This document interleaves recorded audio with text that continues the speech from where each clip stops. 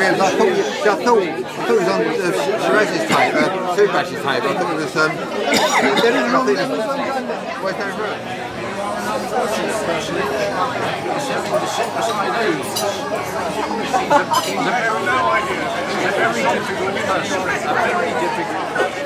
What are you doing, Jim? Gonna move the table. Got a major operation here.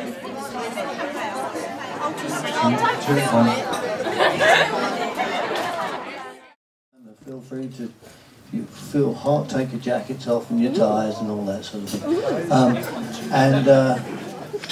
Ladies, do your best. Before I say grace, I'm going to ask you not to get up for grace because you're all settled and it's very crowded. So I'm going to say grace while you're seated.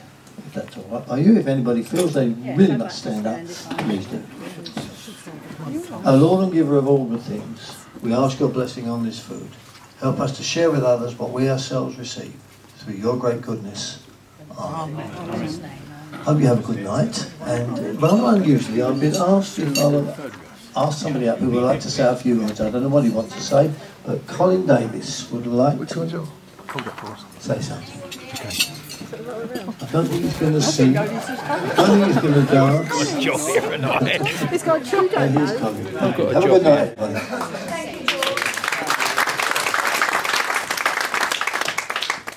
Thank you, President George. Fellow Rotarians, wives, husbands, partners and guests. I think that covers everybody, so I think I can say, g'day everybody. I've got a little story to tell you at the moment. It's only a little very short story. It's a story actually I was going to keep for when we have our normal Thursday lunchtime meetings. No, it's not that anyway. But be a more opportune time to actually tell this little story, because we have here, of course, a lot of our wives, and partners, and guests that are non-Rotarians. And what I'm about to this little story is really some fellowship in Rotary, and it's something quite spectacular that's happened recently, and that's what this little short story is about. It starts off a little bit sad, unfortunately, right? But I assure you it ends up very happy and a very magnificent ending.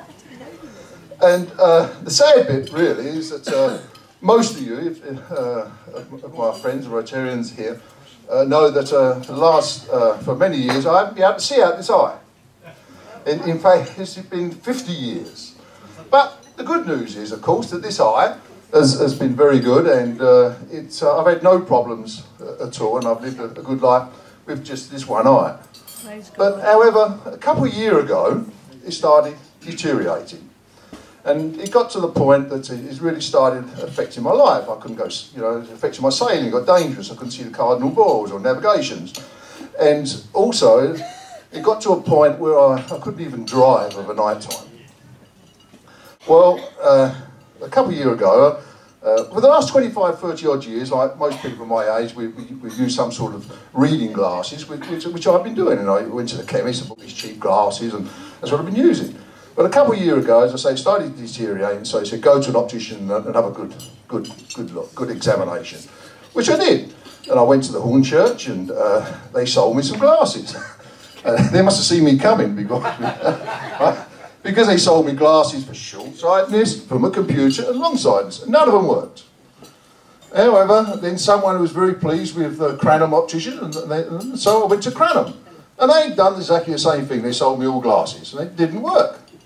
Well, out of frustration, I went to my doctor, my local GP, and the nurse there said, why don't you try Upminster?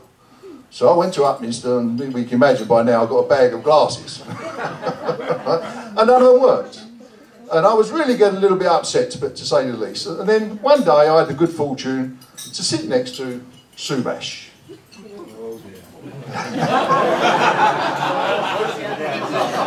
And I told my tale of woe to Subash, and very quickly he got his pen out and a piece of paper, and he wrote down his friend's name and telephone number.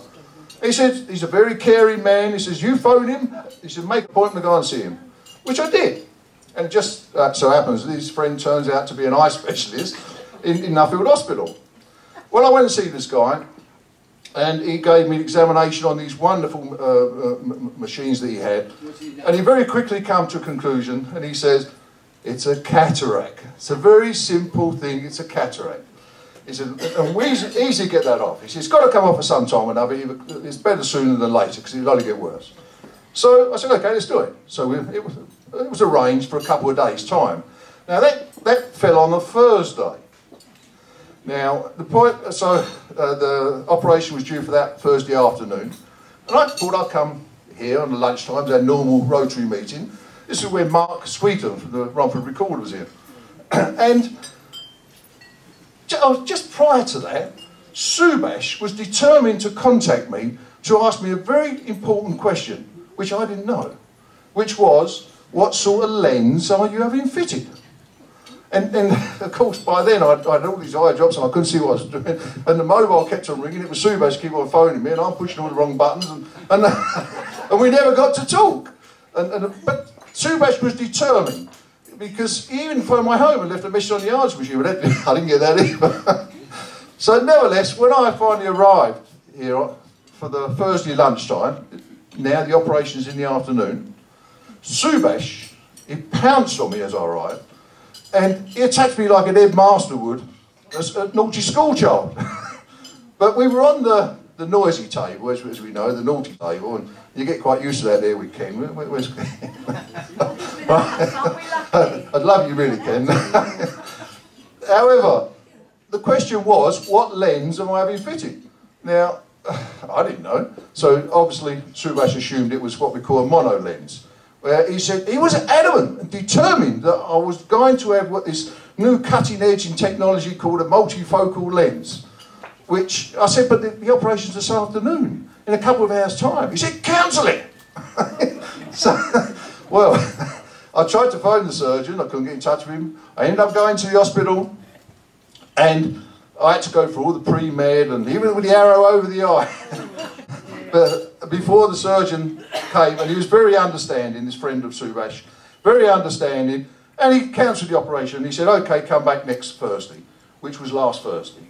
And without going into detail, needless to say, it went perfect, it was very professional. The doctor, Jagamahana, he did an extremely good job. And this is why I'm quite excited. You probably can feel the excitement that I have now. Because to be quite truthful, it's opened up a new world. It's like paradise, the brightness, the colours, and the greens, and the blues. But not only that, yesterday I read a newspaper without glasses for the first time in 30 years.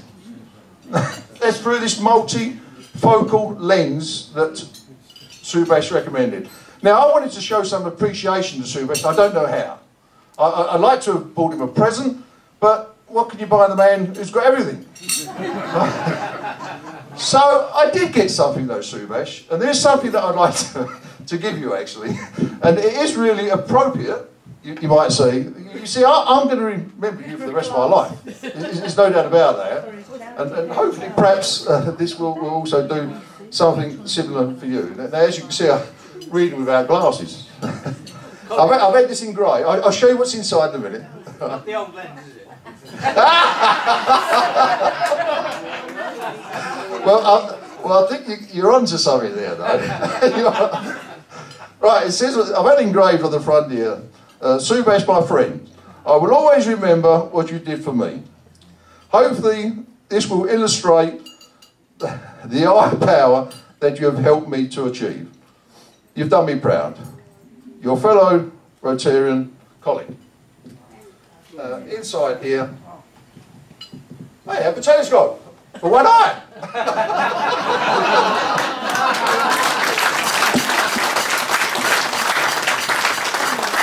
What I would like to do, Subash, I can't walk over there. Come on, Subash, we can do it to you. Thank you very much. Subash, I'd like to give you this and say thank you. And thank you, not just only a thank you, but a thank you really from the bottom of my heart. That's all. Wonderful.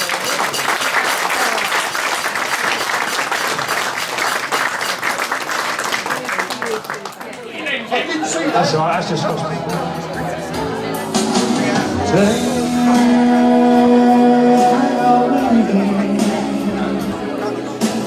Tell me that your sweet life hasn't gone.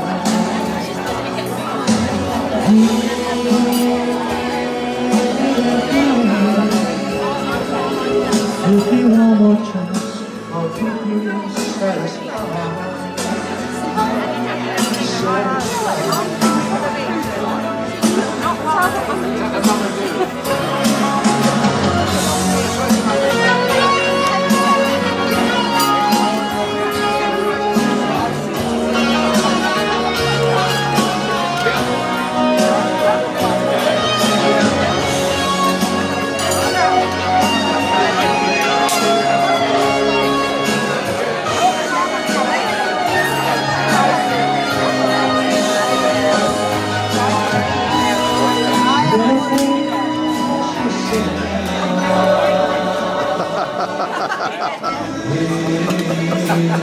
Lovely, looking forward to this. Merry Christmas.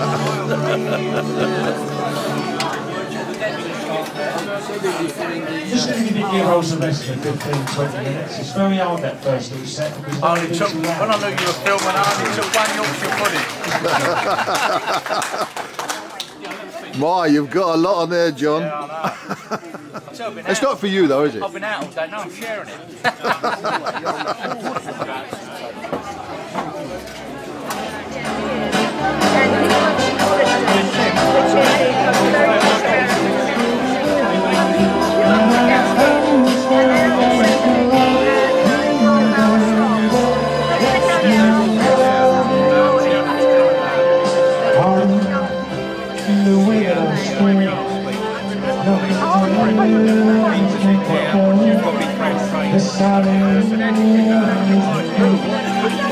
There are no words to say.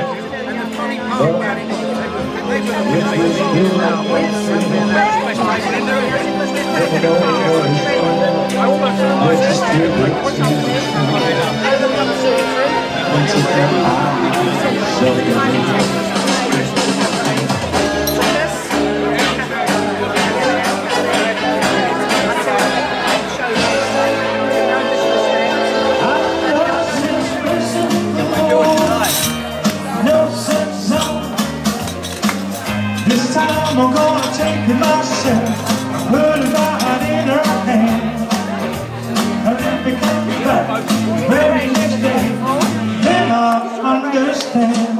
You're riding on return to sender, reckless unknown, no such reason,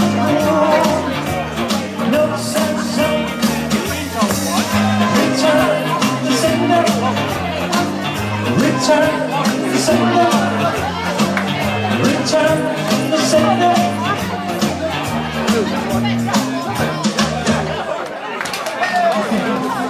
Oh, we made up, maybe I'm very wrong. Tomorrow, why wait till tomorrow? But tomorrow sometimes never comes. So love me. There's a song to be sung, and the best time is to sing it while we're young. Once in every lifetime, don't love like this. Oh, honey, you need me. Oh, my darling, don't you see me on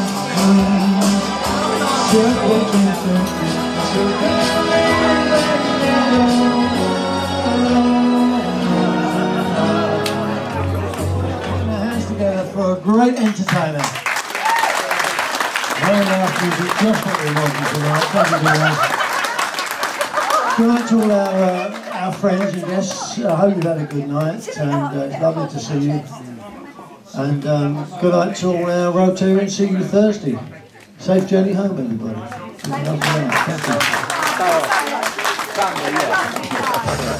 Thank you.